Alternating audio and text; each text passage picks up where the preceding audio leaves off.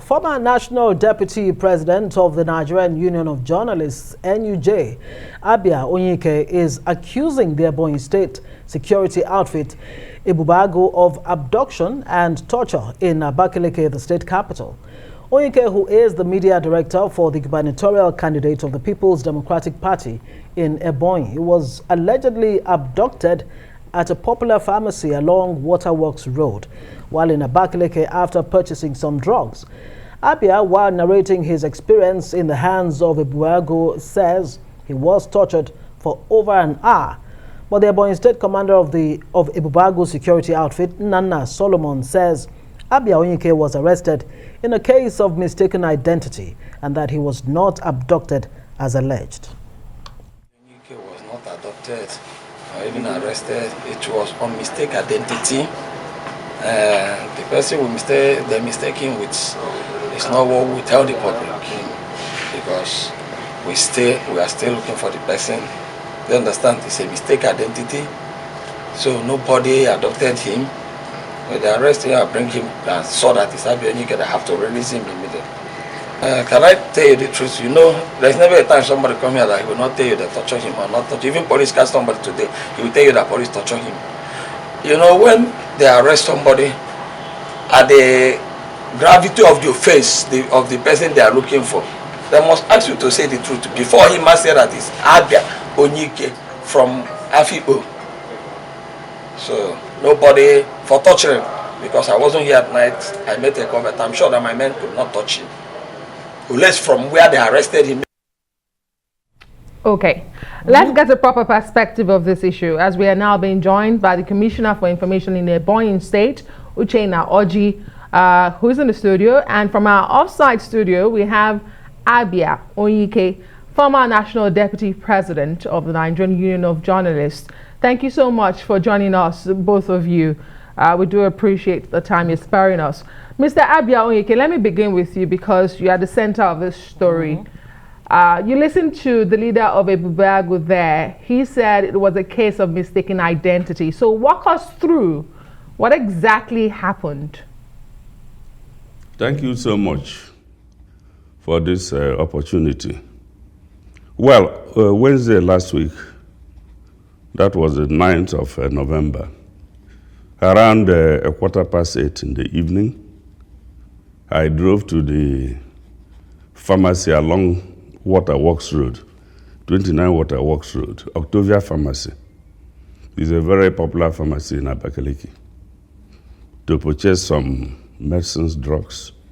And I had barely finished the transaction and was about to come out when two hefty men armed with guns came into the hall of the pharmacy and moved towards my direction, held me by my trousers and pulled me out of that pharmacy in such a macabre style.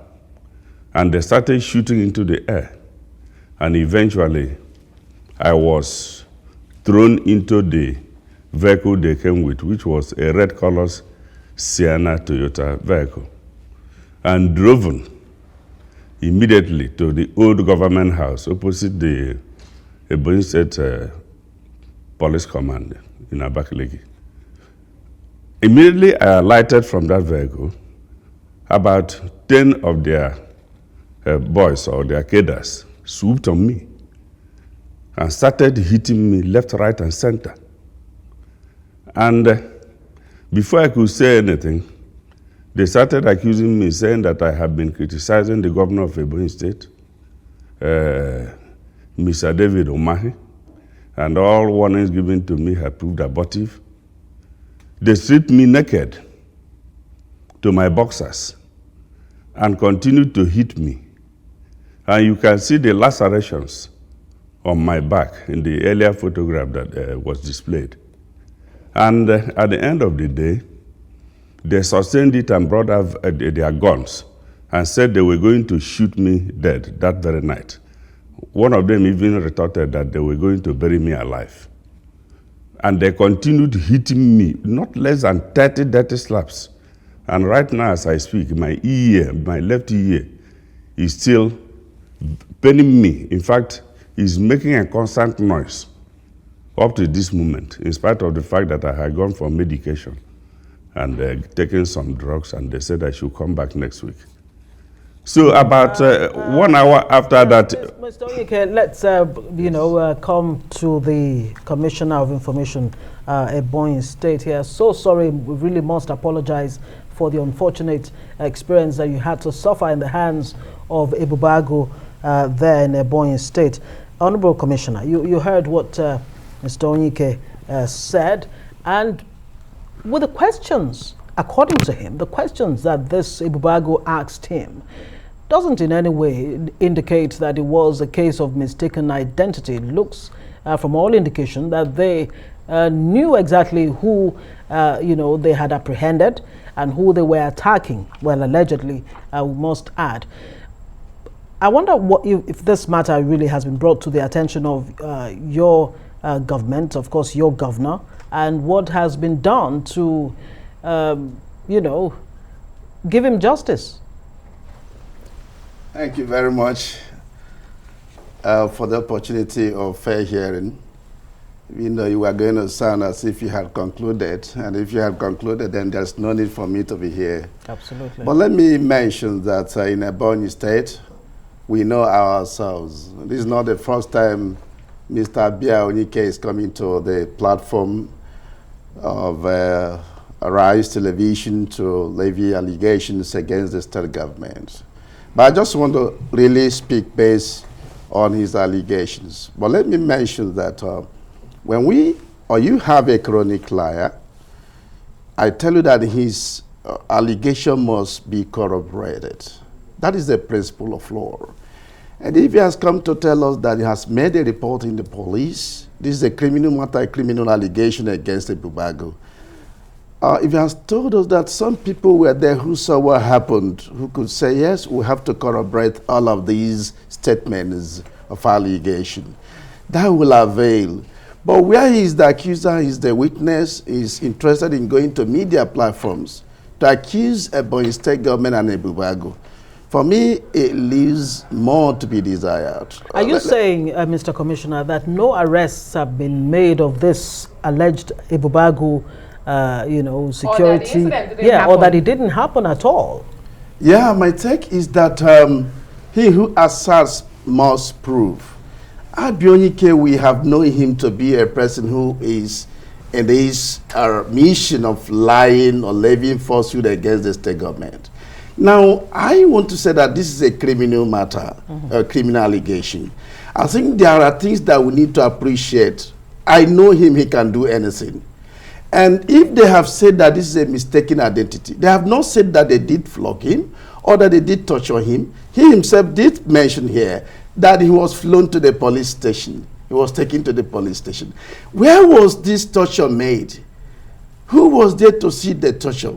At what point was he snapped? Who did snap him? These are the things that he would have mentioned to corroborate his statement, because we know him. We know where he's coming from. Before now, he had been saying that Governor Mahi was not a governor. And the court said, this man is the governor. There are so many allegations, criminal allegations he's levying against the government. So will you come here to say that what he said is true? So I want to charge him. He's not the only one who has raised allegations or made allegations against the misuse or abuse of Ebubeagu in Ebonyi State. Other political parties, opposition political parties in Ebonyi State have made the same complaint. Why is it that it must be political parties that will make that complaint? In Ebonyi State, where you don't have any story of kidnapping, any story of banditry, go and check the reports in Southeast. Ebonyi State is the only place you don't observe sit at home. Ebonyi State is the place you can walk in the streets of the capital city and satellite towns. You don't have problems. He rightly mentioned that it was in the night. Abia Onyike, a profile politician, moving alone in his car. All of a sudden, he began to raise allegations. He didn't go with anybody, not his son, not with a policeman. He now came out with allegation. And these people said, we saw him, but we did not torture him. Wherever he went and got tortured, It is for him to explain, and it must be corroborated. Okay. Evidence must be established. Okay. That's what we are saying. And for goodness sake, this is a criminal issue. So, this is not actually the right place to come and establish that. It should be in the police station after all. Mr. Commissioner, thank you so much. Mr. Abia Onyike, you've heard the commissioner. How do you respond to this? Witnesses, it says this is a criminal matter. Yeah, have you reported to the police? First and foremost, I want to say that I have reported to the police. I wrote a petition to the Commissioner of Police. And let me inform that the Commissioner of Police himself was the one who sent a DPO, the divisional police officer in charge of one of the divisions within the city, to come, Ekeaba police division, to come and rescue me from the Ebubeagu, my Ebubeagu captors, opposite the police command headquarters. That's at the old government house. And so for the Commissioner of Information to come here and say that I'm lying, well, I only take it that he is being very, very sadistic and necrophilic. Because if a man of my age and my class can complain about what I'm complaining about, and he makes the sort of statements he makes, well, I don't have much to say, but only to say that this is not even the first time I'm being attacked by Ebubeagu. On the 10th of March this year, Ebubeagu people came to my house and shot sporadically in the midnight and destroyed my louvers and my buildings. That was particularly one day after I appeared here in Arise Television to analyze certain issues surrounding the removal of Omahe by the court. Immediately after that appearance, they swooped on my compound, in my residence. I just wanted to ask you, Mr. Abia, because Ebubeagu's commander had said it was a case of mistaken identity. I would like to know what's your next step, because they have said it was not a case of abduction, like you're claiming. No, that is what they will say, because they are running a state where the use of violence and intimidation has been accepted as their own standard of governing people. So he can say anything because he's part of the problem. But we are seeing that this thing has continuously been so. I am not the first person to report about this, but at least my issue is generating some media attention because of my status as a former deputy national president of NUJ. I was the pioneer chairman of NUJ in that state, and I'm one of the founding fathers of the state. So when the commissioner talks the way he does, I'm very, very sorry for our state that we can degenerate to this very level. Right. The position he's occupying, I occupied that position over 17 years ago. And he cannot even be sympathetic to victims. And look at what he is talking about. That's the sort of government they're running. It's very unfortunate. Right. Mr. Commissioner, you've heard Mr. Abia again there saying that violence has been normalized in Ebonyi State. And I need to underscore the point again that he's not the only one that's complained. Other political, politicians, opposition parties, civil society organizations, even some Abia youth came out in August, saying definitively that they want Ebubeagu scrapped because they're being used by the state government to hound opposition and perceived, enemies. What exactly are you doing to give comfort to not just Abia Onyike and to others who have this concern that Ebonyi State is being governed by who they say is an emperor? Yeah, let me say that it is even Abia Onyike that is much more sadistic. Having seen the giant strides of the administration of Governor Mahi that is being celebrated across the nation, having seen the comfort that we have in the state that made him to travel or to go to a chemist alone in his car in the evening.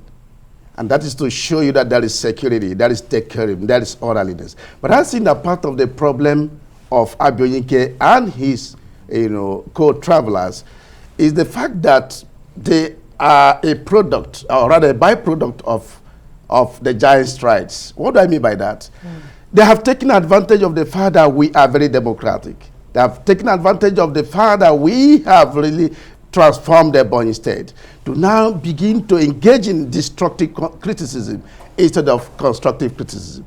And like he said, a sadist is inviting ostracism to his own organism. It's not our fault.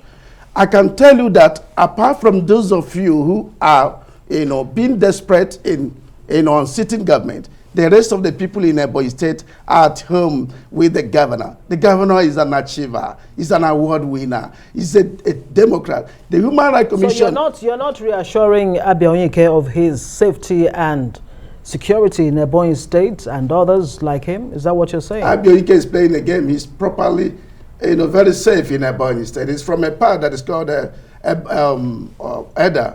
in Afibo South. And that place is where the governor has done a lot. The minister is from there. So many things the governor has done there, and he's enjoying that.